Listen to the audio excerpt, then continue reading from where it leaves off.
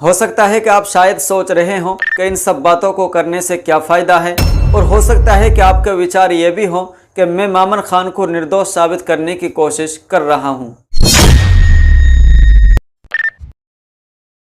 अस्सलाम वालेकुम वरहमतुल्लाहि वबरकातुह। आप तमाम नाज़रीन को एमटी न्यूज़ जिंदा में खुश आमदीद। मैं आपके साथ आपका मेज़बान साहिब कासमी। नाज़रीन इकराम, नूहू के नई अनाज मंडी में कई रोज़ पहले भाजपा उम्मीदवार कंवर संजय सिंह ने अपने चुनावी दफ्तर का इफ्तिताह किया, जिसमें मकामी नेताओं समेत इलाके के कुछ लोगों ने भी शिरकत की थी। उसी मौके पर उन्होंने चुनावी बातें भी की, लेकिन सभी नेताओं की तरह उन्होंने भी वही घिसी पिटी बातें की और मामन खान को 31 जुलाई का माइंड मास्टर बताकर खुद को हिंदू मुस्लिम भाईचारे का आइडियल बताने की भी कोशिश की। अब इन सब बातों से हो सकता है कि आप शायद सोच रहे हों कि इन सब बातों को करने से अब क्या फ़ायदा है, और हो सकता है कि आपके विचार ये भी हों कि मैं मामन खान को निर्दोष साबित करने की कोशिश कर रहा हूं, जबकि ऐसा बिल्कुल नहीं है। दरअसल मेरा मकसद संजय सिंह के एक तरफा बयान का फैक्ट चेक करना है और यह बताना है कि आप किसी भी नेता से ये सब सुनने के बजाय मुद्दों पर बात करने को कहें और उन्हें याद दिलाएं कि हमारे मुद्दे एक दूसरे पर इल्ज़ाम तराशी के नहीं हैं, बल्कि विकास के हैं और डेवलपमेंट के हैं। एक तरफ 31 जुलाई को दंगा कराया गया, दूसरी तरफ एक तरफा कार्रवाई करके हज़ारों मकानात और दुकानों को बिल्डोज किया गया। इतना ही नहीं, न जाने कितने मासूमों को जेल की सलाखों में डाला गया और अभी भी जेल में है और डाला जा रहा है। बजाय इसके कि अभी इसका तज़किरा ना करके अपने चुनावी मुद्दों पर बात करते, अपना मैनिफेस्टो जारी करते, उन जख्मों को कुरेद रहे हैं जिनको नहीं कुरेदना चाहिए था। इस वीडियो के माध्यम से नूहू विधानसभा की जनता से अपील है कि आप ज़रा संजय सिंह से पूछना कि क्या उस दंगे में जिसका आप तज़किरा कर रहे हैं सरकार का हाथ नहीं था?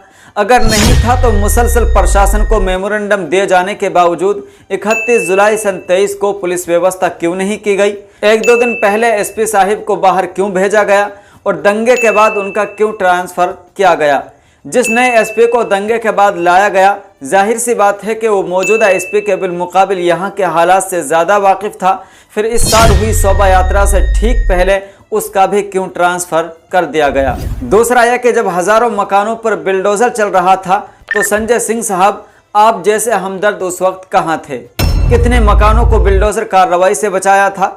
जिस पुलिस ने मकानों पर गैर कानूनी कार्रवाई की, बगैर नोटिस के हज़ारों घरों को उजाड़ दिया, उस प्रशासन से कितने सवाल आपने किए थे? आपने मामन खान का तज़किरा किया, हम बिल्कुल उनकी तरफदारी नहीं कर रहे हैं, लेकिन हमारा सवाल है आपसे कि क्या उस हिंसा में सिर्फ मामन खान ही शरीक थे?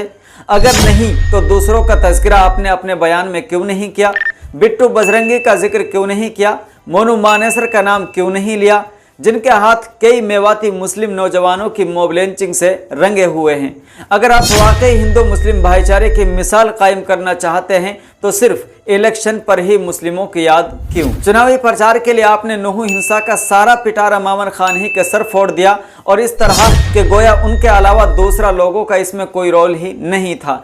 सिर्फ एक व्यक्ति का लिंक बताकर दूसरों को कल अदम करना, मुझे नहीं लगता संजय सिंह जी कि आप वाकई भाईचारे की बात कर रहे हैं, बल्कि ऐसा लगता है कि आप पुराने जख्मों पर नमक पाशी करने के साथ साथ पूरा इलाके का, खासकर नूहू विधानसभा के लोगों का इस्तेहज़ा कर रहे हैं। एक तरफ आप यहाँ किस बयानी से काम ले रहे हैं तो दूसरी तरफ आपका कहना है कि पार्टी ने मुझे मेरी जाए पैदाइश नूहू असम्बली हलके से मैदान में उतारा है ताकि यहाँ से जीतकर हिंदू मुस्लिम भाईचारे की मिसाल सामने आ सके।